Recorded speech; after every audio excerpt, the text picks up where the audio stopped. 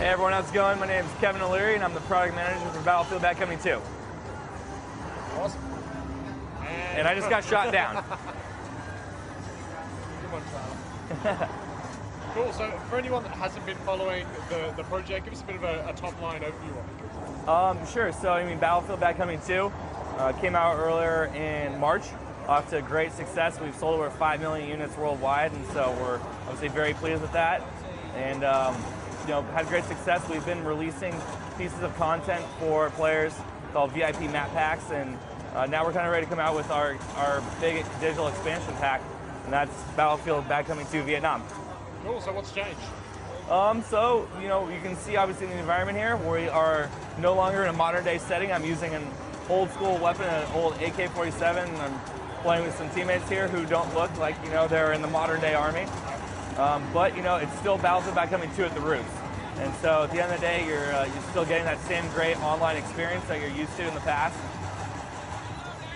It's just a lot of new settings, weapons, vehicles, all that stuff has changed and been kind of backdated, if you will, not updated, to Vietnam era. So as you can see here, I'm using an old AK-47. We have some of our partner guys around us here. There's quite a few, there's quite a few bad guys around. Oh, finally get down.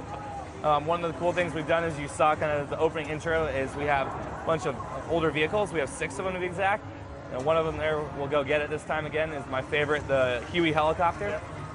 And of course, Battlefield's always known for, the fantastic online gameplay, but vehicles always make a big part of that. As you saw, there's plenty of destruction still involved.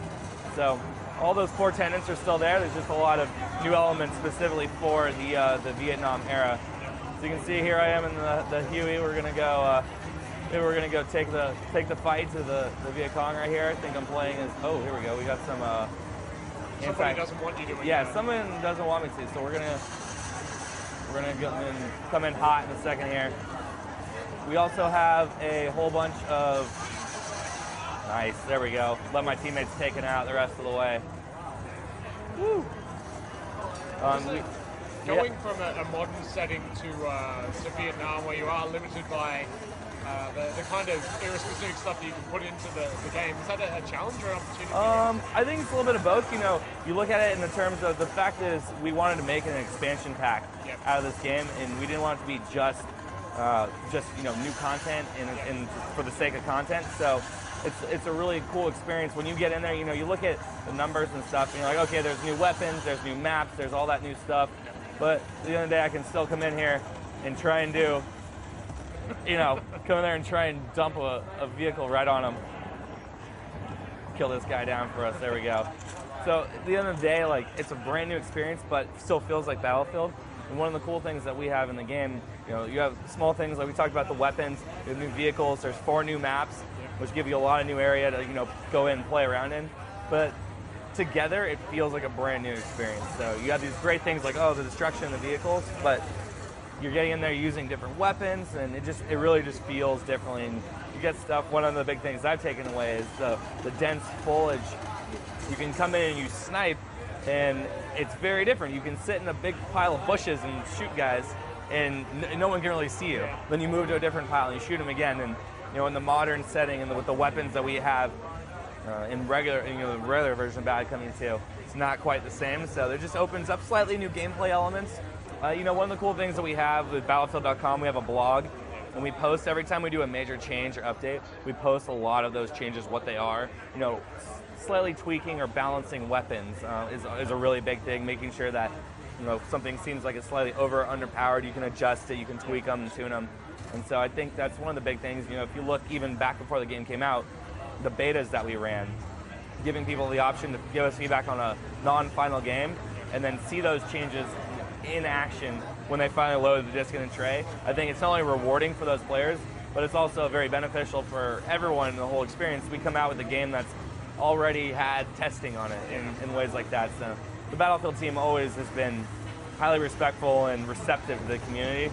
So even more so coming in with this title in this game, I think a lot of people are excited about it, and in a lot of ways it's a good nod back to a older game that we may have made a handful of years before. Yeah. So what are you showing here that's new? So I mean, everything like we talked about, the setting itself is new. You know, we have the same modes that we've had in Bad Company 2, but this map itself is called Fubai Valley. And so as you can see, as we were talking about like the dense foliage and stuff like that, we have 4 total maps, and there's good variety within those maps themselves as well. So this is just one of the many to show. And you'll recognize it's kind of traditional conquest mode. Oh. So now I'm going to switch to the gunner and see if I can. All right.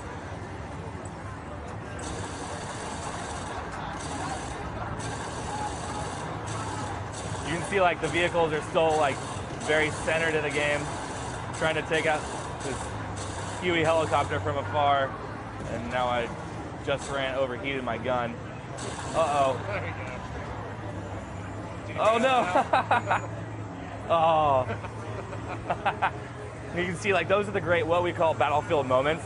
Those great classic like archaic elements that you can't really script or you know, try and reenact that. It's going to be really hard, but they're amazing and they're fun. I mean, that's, you know, that's a great piece to have on screen and recorded. So in terms of tech, obviously wanting to support the game really heavily post-launch. Yep. What kind of process was put in place during development to allow the continual update of the title post-launch?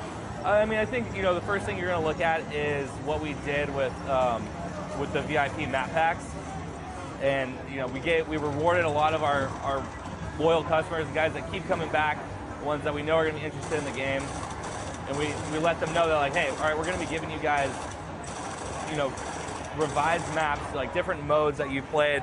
You know, for example, like Nelson Bay was a really cool map that people liked, and we opened it up to a different mode that you can now try it in a different scenario. And obviously, you know, the difference between Conquest or Squad Deathmatch or Rush, there's, you know, we make different modes for a reason, and so give people good reason to come back and try new stuff. It's coming out on all 3 platforms that we support, so PlayStation 3, Xbox 360, and PC, and you'll be looking out for it later this winter.